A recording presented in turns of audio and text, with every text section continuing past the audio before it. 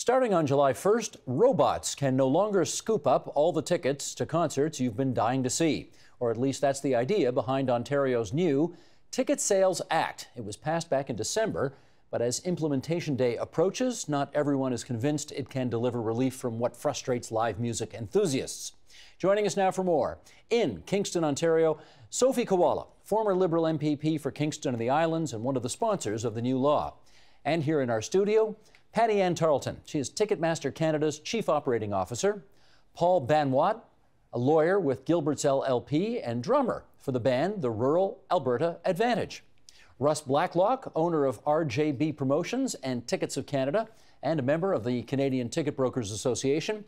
And Alan Cross, host of the syndicated radio program The Ongoing History of New Music. And it's great to have all of you here in our studio. And Sophie Koala, welcome back to our program. Last time you were here, you were still the MPP, so what do I say here? Commiseration for June the 7th, and thanks for joining us again.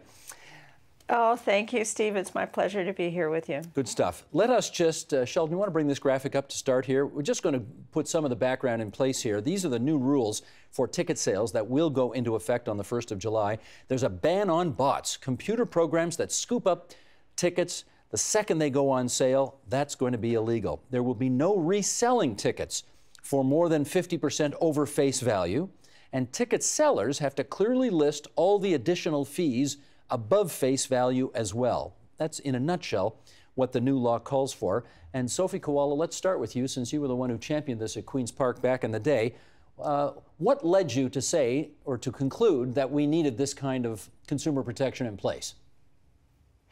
So what really prompted this on my end was the outcry that came about as a result of the last Tragically Hip concert. There were so many people who wanted to see that concert. The demand for the tickets was very, very high. And of course, there weren't sufficient tickets to be had for consumers of that concert. And people were very, very upset, not only in Kingston and the Islands, but from across Canada. People were coming in to see the concert, and they just couldn't get the tickets. The ticket prices were very, very high. So that's what prompted it. I was getting emails, responses on social media, phone calls in my office, and I was compelled to do something. Okay, let's get some feedback here at the table in the capital city and find out what people think of the new law. Patty Ann, you want to start us off? What do you think? Sure. I think that there's some elements in the law that are very productive and will have the outcomes that the government is wishing for in consumer protection. And then there's still some elements, and then namely the lid or the cap on that resale that I think will have the unintended consequences. And let's follow up on this, because, and of course, given that we're media, we love to focus on the negative. So let's see why do you think the over face value limit is going to be a problem? Right. So to simplify it, the law changed to open up resale, and then therefore ushered in rule followers to do it in a safe fashion. And so essentially before 2015, the lid on resale was zero. It was face value. It was illegal to sell over face value. And obviously that didn't change any of the behaviors. That activity still happened. And market forces prevail. Those tickets were traded in unsanctioned environments and unsafe environments. And that'll continue with a cap anything other than that. So I think what was accomplished in 2015 with opening it up and having requirements around that, and I think, again, there's other elements in the Act that will have the intended effect of consumer protection. That one in particular, I think, will just drive it back into the black market. Russ, what do you say? Well, from our standpoint and my standpoint, 40 years in the business, I see an inventory problem as our biggest problem, in that let's jump to the Tragically Hip situation, because it's foremost and been brought up already. You had a situation where we had 20,000 tickets for each of 3 shows in Toronto. Bots are being trotted out as a bit of a smokescreen, because I subscribe to ticket broker software, and I see what everyone is listed that's a major player. There were minimal amount of tickets listed. I don't know where the tickets went for that show, but when you take tickets out of the regular on-sale process and divert it to directions we know nothing about, And when you're the primary seller, Ticketmaster, and you also are a secondary seller, Ticketmaster Resale, we approach a monopoly. If more tickets come to me, people like me, other sources, we've got an opportunity for consumers to have competition play into the situation, and we drive prices down. We all know prices get driven down if there's competition. If there's only one spot that grows oranges and apples in the world, and they only distribute through their stores, we all know what happens to pricing. Okay, we'll follow up on this in a second. I still want to get some initial reaction here. Paul, your take on it. You know, speaking as a musician, I can say that what I want more than anything, especially when we have a show that is thankfully sold out, is that the people that bought the tickets are the people that want to come the most.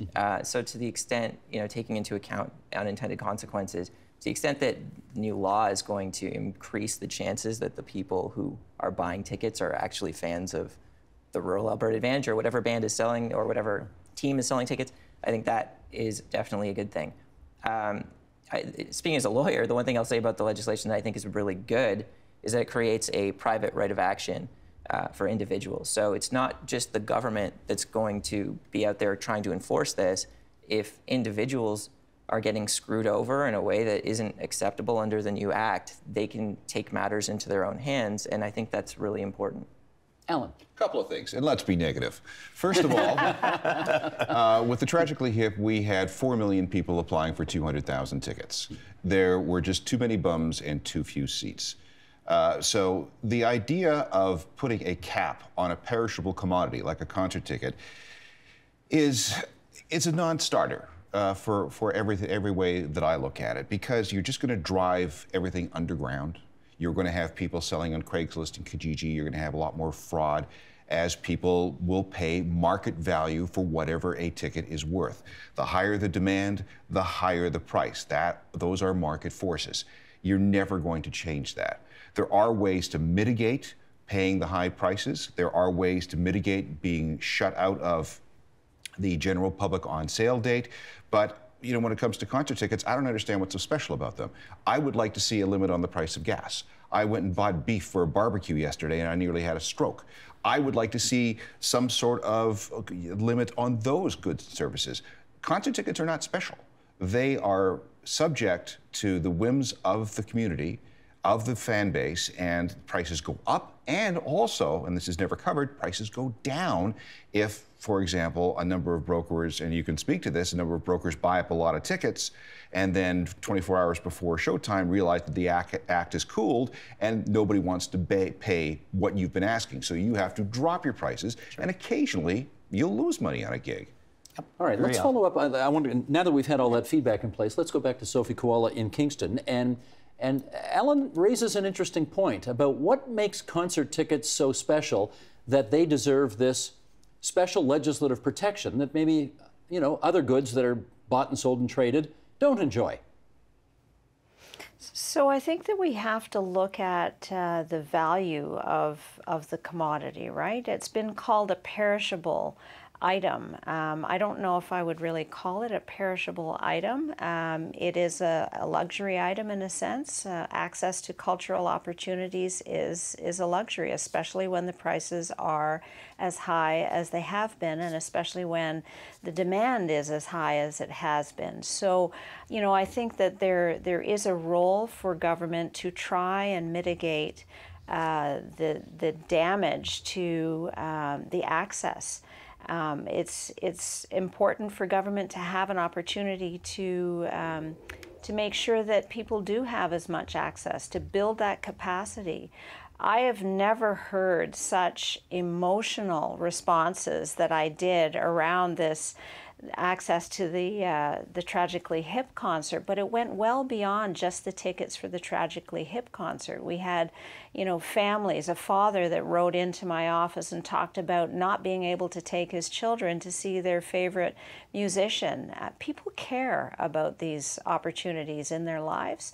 And, you know, if you don't have culture in your life, there's a little bit of a glimmer of hope in our lives that is lost. So it is an emotional purchase. It's something that people feel very, very strongly about. I do appreciate that. You know, I do understand that they feel strongly about it, but Alan, like, you know, where's it written in stone that people should be entitled to go see the Toronto Maple Leafs if they can't afford $300 a ticket? It's not, and this is my point.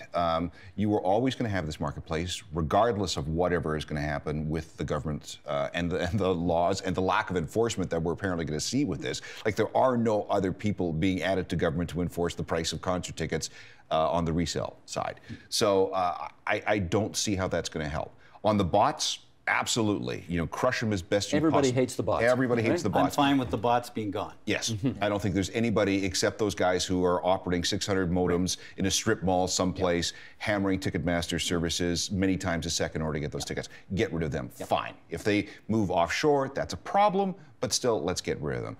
But the idea of, you know, and I understand the Tragically Hip situation. That was the most emotional concert tour that we will see in our lifetime. But again, 4 million requests, 200,000 seats.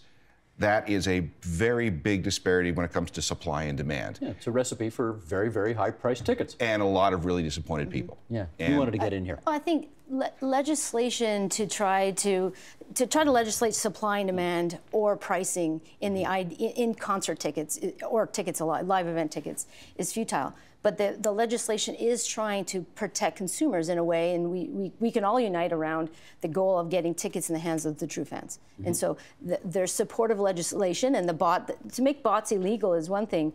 I don't think taxpayers are expecting governments to go search out in foreign countries and root out these operators, but in conjunction with industry and that the investment against blocking bots so that those tickets can be made available to true fans. But it's important not to judge one fan over another. It is disposable income, and maybe as industry we speak of pre-sales, and it's probably a change of nomenclature that we should have, and that insinuates there's something better on Tuesday than there is on Thursday. But these are loyalty programs. These are direct marketing channels today. All right, but let me try this. If band XYZ was selling 2,000 seats for $50 a ticket, and they sold out in 2 minutes, and you discover that there's even 5,000 more people who wish they could have got in there but couldn't because there weren't enough seats available, does that suggest that the tickets at $50 a head were underpriced? It can, but every artist has their own drivers in their own business, right? And so, goal as industry, we're a technology company that's trying to service many different businesses. And so there may be an artist that wants to increase their revenue, and there's maybe that want to actually keep that price of a ticket in the hands of their fan at that price of a ticket. So our job in the ecosystem would be to deliver tools for each of those. Right. And so there are new technologies that can help with that.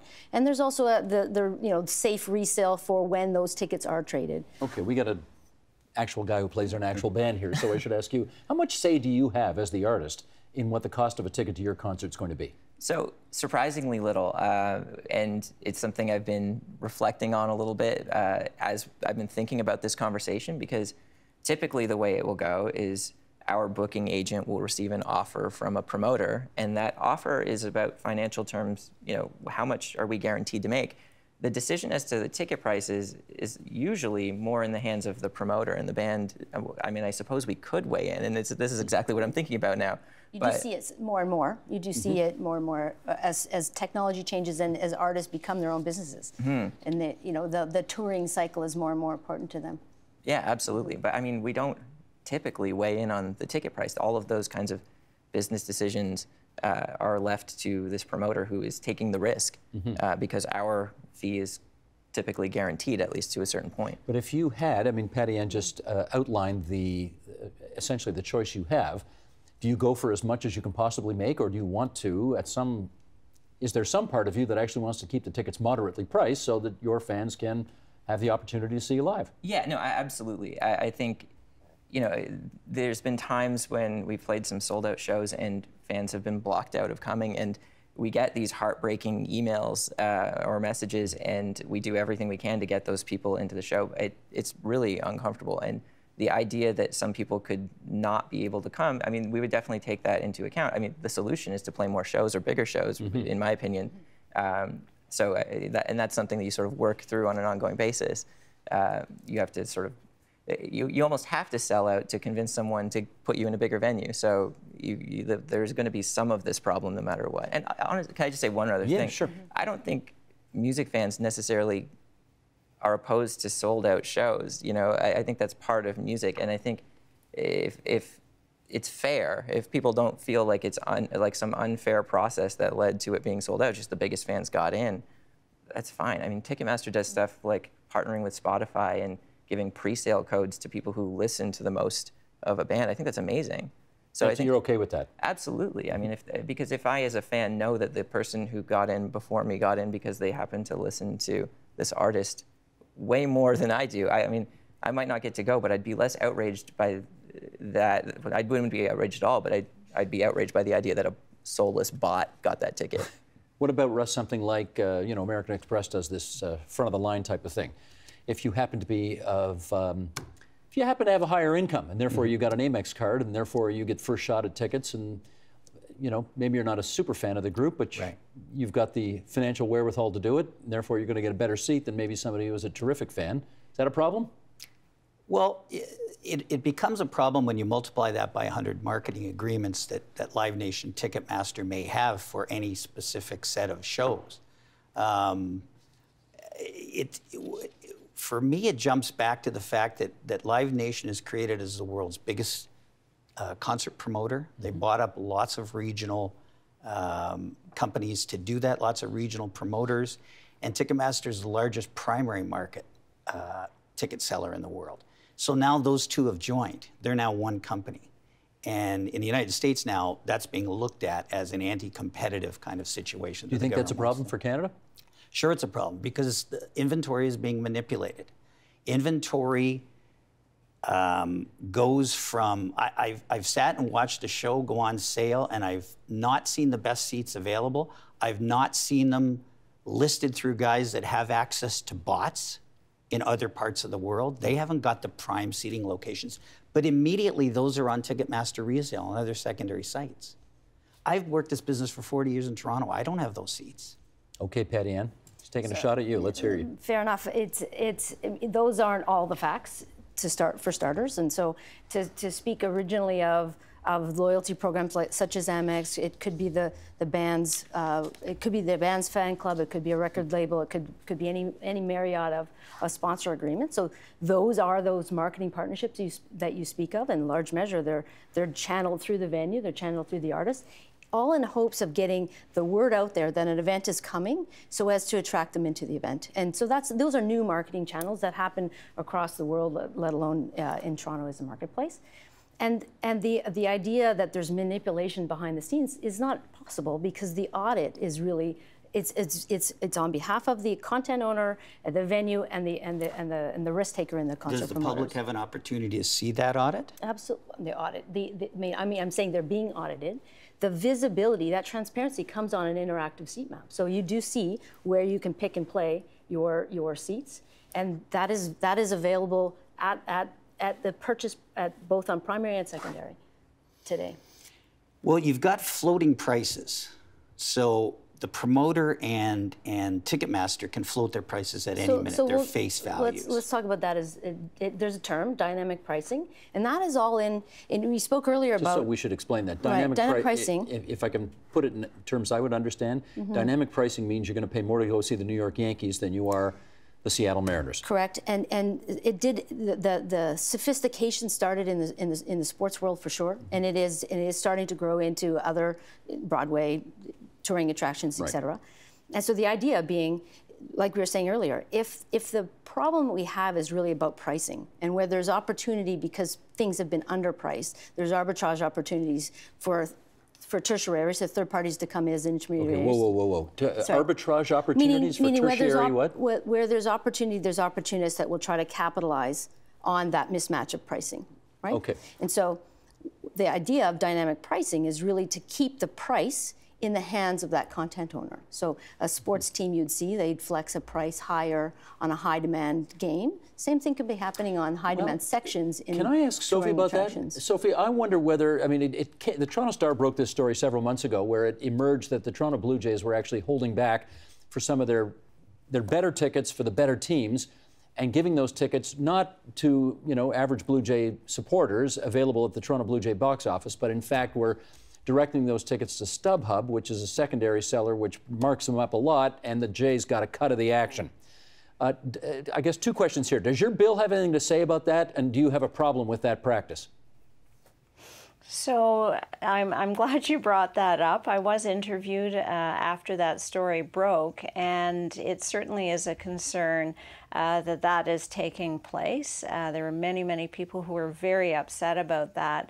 But I think that overall, if you listen to this conversation, it's fascinating because it's really like unpeeling the onion. There are so many details around this whole economy of tickets and ticket speculation that the public doesn't know. And I think that, you know, I don't want to get into a position of criticizing, you know, what the Blue Jays are doing. That's a separate issue. It certainly is a concern to the public, and will be a concern, I expect, to the new government.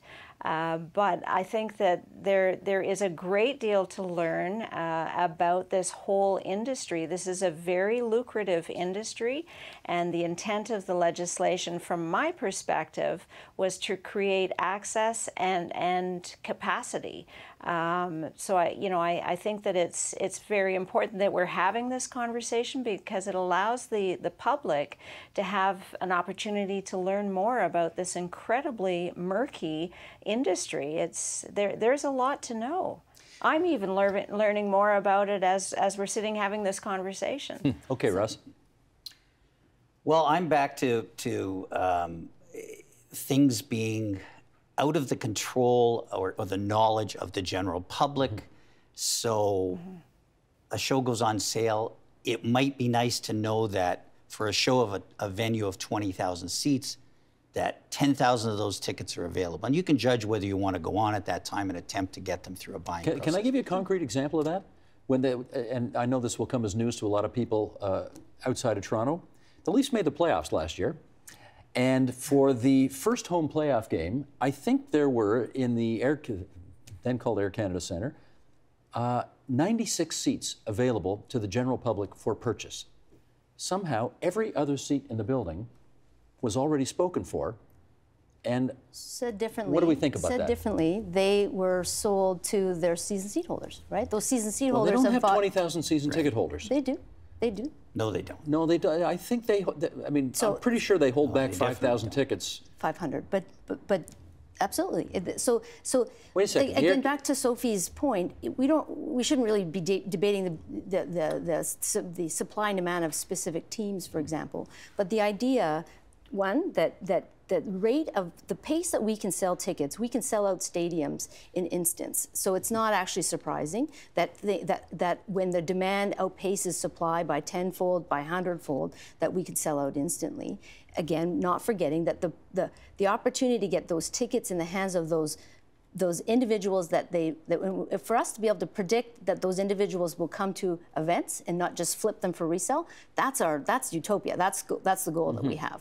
And so the idea of trying to limit or expand capacity, we're not in care and control of how many attractions come to a given territory any given year. Let me go to Alan. Can I check this out with you? You know, Bruce Springsteen's had a show on Broadway in New York City, yes. And you know he's playing in a very he's used to playing in 20,000-seat arenas. He's doing this in a very small venue, and it's apparently like the experience of a lifetime to go see him play. You know, if you do strict supply and demand on that thing, he could probably charge $2 grand for a ticket, and lots of people would pay that. But of course, that's going to be beyond the means of a lot of people. Do you have a problem with the notion of there's a face value on the ticket that is quote unquote reasonable, but given that it's the Boss, and given that it's a small venue, and given that there are a finite number of shows, there's going to be a secondary market where people are going to be able to get $2 grand a ticket for the thing? Absolutely. A couple of things about the Springsteen thing. Okay. He's made, what, $60 million on Broadway? It's been incredibly successful. Yeah. He makes sure that there are a certain number of tickets available, I think for $75 for each and every show. So he blocks those off. Those are called holdbacks, and he blocks them off for sale to the public day of for $75.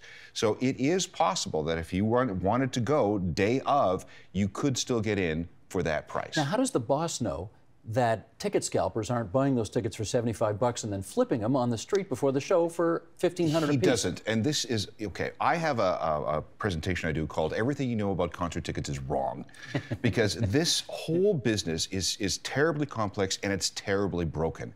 And there are so many moving parts to it.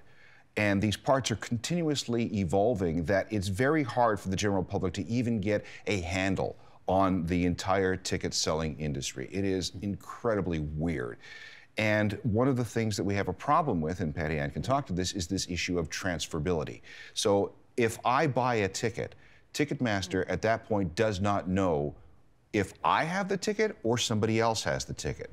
Unlike the airline industry, which by the way also uses dynamic pricing, you buy a ticket, you are locked to that ticket. I can't give my ticket to Barbados to my mom. Right. It's in my name. And you have to use it. And I have to use it. Otherwise, again, perishable commodity, the flight leaves, it's worthless. So the problem with the ticket companies right now is that they don't know where their tickets necessarily go once they sell them. And with Bruce Springsteen and the $75 tickets, yeah, that could happen until we find a way. And there is one. Yeah, so he's a good example, actually, because he's tested with us a technology called Verified Fan, and picture it as a pre-registration. And so people will go in ahead of time, ahead of that high demand on sale, and register themselves. And then you can marry that data with his fan club, with our propensity models. And really, again, we're trying to predict, are the individuals that will be delivered a code in a window, will they actually take that ticket and go to the event? And so even without legislation in that market, in those underplays, we saw only 3% of tickets end up on the secondary market because we were able to predict those individuals that wanted to go to the event. So that worked. That worked. Now, it's an ongoing battle. It's an arms race. We'll have to continue to invest technologies to stay ahead of the cheaters. But ultimately, that was a success deemed by Bruce Springsteen because he did want to keep those tickets in the hands of the fans that he was trying to sell. What's this new technology? Is it Revel or Reveal? Reveal. Reveal. Yeah. Okay, so it's facial recognition technology. Yeah. So what you do, and they're testing this right now in a number of venues, is what you do when you buy a ticket is you take a selfie. And that selfie picture, and it's very, very sophisticated the way they map your face for the picture so you can't fake it. That picture, your face, becomes tied to your ticket. So when you're going into the venue, there are cameras all over the place. They facially recognize you and go, oh, yeah, you're allowed in. Well, what if you're a parent of a child who loves Bruce Springsteen and you want to buy them a ticket for their birthday, but it's your name on the credit card and it's your name on the invoice. Here's the arms race. So that's the thing. So you know, Sophie, I'll give you a ton of credit. When you first put your private members bill together in Ontario, you put forward some ideas. Anti-bot would be one of them, and those have to be done in conjunction with investment from industry. And so, you know, a piece of bot legislation is helpful to say that it's illegal. Therefore, you could cancel tickets without fear of recourse there. But again, taxpayers don't expect government to go and enforce these cheaters throughout the world. That's right. But we will continue to have to invest in different ways to keep tickets in the hands of fans. But for every yin, there's a yang, right? So we want to keep tickets at their price, and so therefore, you know, a best use technology at one point was credit card access. But with that comes operational challenges, or you could be concerned about your privacy or transferability. So really, we want to build out tools that each business, each artist, each team, each Broadway attraction can make their own decision of where they want their tickets. It's really distribution. Picture it like broadcasting distribution. It's distribution rights of live event tickets. Let me do a follow-up with Sophie on this, because I gather in earlier drafts of the legislation that you proposed, there were transparency requirements, and that those requirements didn't make it into the final copy of the bill. Can you help us understand why that happened?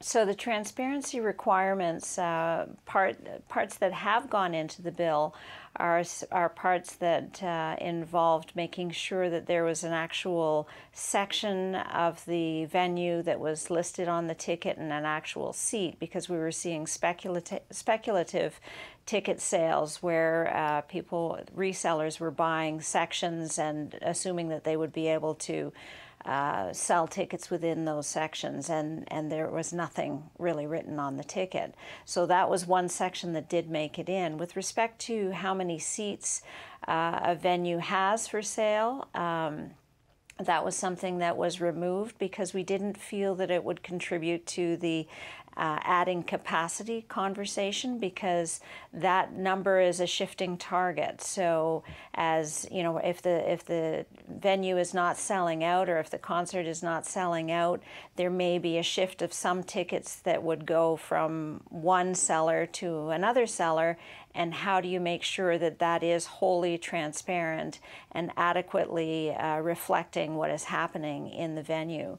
Another thing that I just wanted to add to the previous conversation, and I want to acknowledge Patty Ann and Ticketmaster for, is the verified fan system that they have looked at. I think that does show a lot of promise. And in some of the jurisdictional scans that we did in the development of this legislation, we looked at, I believe it was the UK for a time at least, had put driver's licenses or driver's license numbers on and embedded that within the ticket. So when you arrived at the venue, you had to be there in person and show that piece of identification.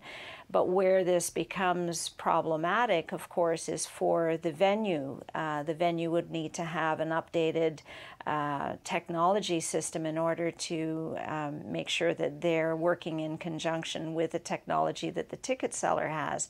So again, you know, once you start to unpeel that onion, you really need to think about all parties in this system. Well, let me do one follow-up on one of the things that you said in the midst of that answer, and I'll do it with Russ. The notion that the transparency angle on the number of tickets that would be available for each event, that ended up not being in the final copy of the bill. What's your view on that? Well, it's terrible, because we're back to the price of tickets being manipulated by one source, Live Nation, Ticketmaster. I see... She hates it when you say manipulated. I see the look on her face. She cringes every time you say that word. You know, the next time a big show goes on sale, try and buy tickets, and then look on the resale site immediately and see what seats are there. What needs to happen is we need more transparency, and we also need the secondary market and the primary market to be separated. Can I ask you, but you're the lawyer here, right? So I'm going to ask you this question here. Do you have an issue with, let's put it this way, when the Leafs are in the playoffs and the tickets at face value are plenty high, but you know that there are lots of people out there who would be prepared to pay twice, even thrice, even 4 times face value for a chance to see the Leafs in a meaningful playoff game. And there are people who are on the streets scalping, never mind the secondary sellers like the StubHubs. There's guys on the streets outside the venues asking for huge dollars and getting it for those tickets. And it's the same for music concerts, whatever. You have a problem with that? I mean, I think the law had a problem with that up to a certain point, and then the Ticket Speculation Act was repealed a couple of years ago. But in terms of the enforcement of it, even while that act was in force, you would still see the scalpers out there. So I think it was a pretty difficult thing to govern, to moderate. I mean, you know, there's what you put into the law, and I think to Patty Ann's point, that there's also what you can actually enforce. And yeah, when I think about it, I think the real problem that people might have is, do we really want this to become some kind of side business for ticket holders? You know, when I think about the Maple Leafs and season tickets holders, is it really the point of owning season tickets that you would then turn that into sort of a separate business? No, that's not the point. Right? It's that you would be a big fan and you would go to a lot of games. So I think that kind of tension is where the issues maybe start to come up. But in terms of, do I have a problem with someone, you know, to Alan's point, selling something valuable for more? I mean, personally, I think that happens all the time. If you go on Kijiji and forget about tickets, you're just looking for something that's rare or something that's, you know, hard to get, or a toy at Christmas. You see people marking these things up all the time, and there's a value in being able to just pay to get the thing. I think it's the point where the system feels so unfair that it feels outrageous, that's where there's a breaking point for people. It's not the idea that something is valuable. We only really see the outrageous end of it. We only hear about the outrageous end of it. The best time to buy tickets on the secondary market is 48 to 24 hours before the show. And if you... Why is that, Alan? Because that's when we see an equilibrium between demand and price. Okay. So if you can hang on until the day before a show and you go on the secondary sites, you can see what people are starting to get nervous, so the price goes down because they haven't sold their ticket yet. Or if the demand is high, you can see them go up. So you can make an informed decision as to when to pull the trigger on that. There are other ways. You can have radio station pre-sales. You can have American Express pre-sales. There's lots of ways to try to beat this. But I think what we're talking about are people mainly who buy tickets for the general on sale. And that's where it gets weird, because at that point, the number of tickets that are available after things like the specific contract agreements with credit cards, with fan clubs, with radio stations and other promoters, which we call holdbacks again, shrinks. And that number of holdback tickets expands and contracts as we get closer to the show, because demand for each one of those contracts, each one of those parties may offer more tickets into the system, or it may take more tickets out. Russ. Well, the Leafs situation was brought up, so there's a perfect example. The Leafs have a large number of season ticket holders, and in the very lean times of most of the last 20 years, it was wonderful that they had those season ticket holders, because they didn't have many tickets to sell when they had a very poor product. Now that's changing around. But the situation that comes up is the average season ticket holder goes to 2 or 3 games a year. What does he do with his tickets? Is there anything wrong with that? So, Paul, let me ask you this. If you had a pair of tickets somebody gave you, you couldn't use them, and you look on StubHub and they're going for X amount, would you not try and sell them? And is that okay? And is what we do different than that? I actually can respond to that story almost directly. So last week, the Marlies were in the Calder Cup playoffs, and they won it all. They won it all. I was there. It was amazing. But I ended up having an extra pair of tickets. So I went on StubHub to get rid of them because it was like the day of the game. I set the price below, like I think $10 or $15 below the lowest pair. I was just trying to get back my face value on these tickets. I feel really proud that I can say that in this conversation right now. And they sold really quickly. And then afterwards I could see, I had to email them to the new buyer of the tickets. And it was a ticket scalper that bought them. And I was just like, it was kind of a disheartening moment. Yes. I was trying to give these to a fan who got blocked out, and I didn't even succeed. All I did was give them to a ticket scalper who was going to mark them up and sell them. You made the problem worse. I did, yeah. But I mean, I think, to your question, I don't think I'm that abnormal. I think that there's a lot of fans who, if they can't go, would rather have someone else have the opportunity to go, because they're there for the love of the sport or the music or the play or whatever. It's I don't think that that's unusual. We're literally down to our last couple of minutes here, and you talked, Patty Ann, about an arms race earlier, and I just want to, Sophie, let me get you to comment on this. I know that you came from a place of good intentions to respond legislatively to a problem, as politicians do, responding to the complaints that you got from constituents and others to do this. But is this kind of arms race just so technically complicated and so impossible to stay ahead of the curve on that it doesn't matter what you put in laws, you're just never going to be able to solve this problem? You know, I don't think that we are going to solve it entirely, and this conversation has certainly highlighted that and how complicated it is. But I think that doing anything that will increase the access is going to be a benefit to our communities across the province. And I think that there will be other jurisdictions that will look at this legislation and will model their own after it. I'm proud of what we ended up nailing on, and when you think about the fact that a bot can make, I think, 120,000 attempts per second to buy a ticket. That's what I've heard from some of the stakeholders that I spoke to in the consultation stages of this legislation. That's impossible for human beings, obviously, to get in the game.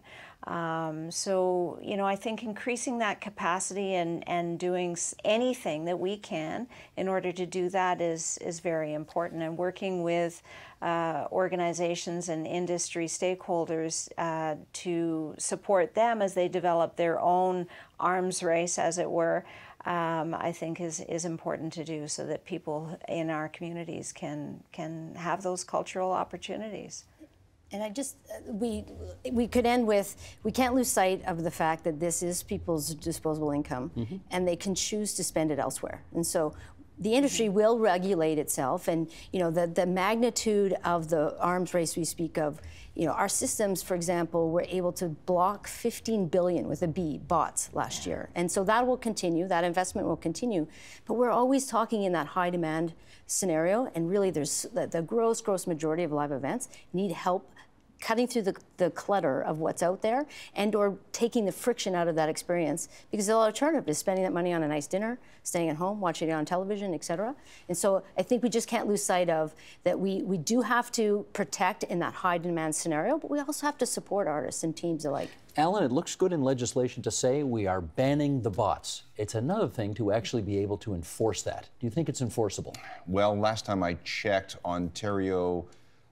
with Ontario, the internet extends beyond our borders. So there are other jurisdictions, I mean, Alberta, BC, New York State, they're all looking at ways to squish the bots. It's going to be very difficult because with the internet, you can do it from anywhere. Our best option, I think, as Patty Ann says, is a technology war. Do your best to shut them out, shut them down. And it's done in partnership, to Paul's point earlier about private right of action. I think all of those elements help to try to combat it, because it's not there's no silver bullet, it's not a one-stop solution, but all of those things are helpful. You think we can ban the bots, Russ? No, and once again, I think it's a small part of what we're doing. We should certainly try to do that, make it illegal, I say that. We could do a delay on certainly the technologies available to delay for Ontario shows, purchasers in Ontario getting a 1-hour buy-in grace period, and that's happened in other parts of the world. To my knowledge, there's no bot in Ontario, in the province of Ontario. I think technology's out there to prevent people from getting in for that first hour when the early sales on really prime events go, or the best quality stuff goes. No bots to watch this show. It's free of charge. And we're grateful you are participated today. Sophie Koala, we thank you for being there in Kingston, Ontario, the former MPP for Kingston and the Islands, and we wish you well with whatever comes next in your life. Russ Blacklock, owner of RJB Promotions. Patty Ann Tarleton, the COO for Ticketmaster Canada. Paul Banwat, the Rural Alberta Advantage. I want to see you bang that drum for that group one of these days. You got it. And the guy with simply the best, most mellifluous tones of anybody on this show tonight. Can you tell Alan Cross is a radio guy? My God, what a voice. The ongoing history of new music is his syndicated radio program. Thanks so much, everybody. Thank you.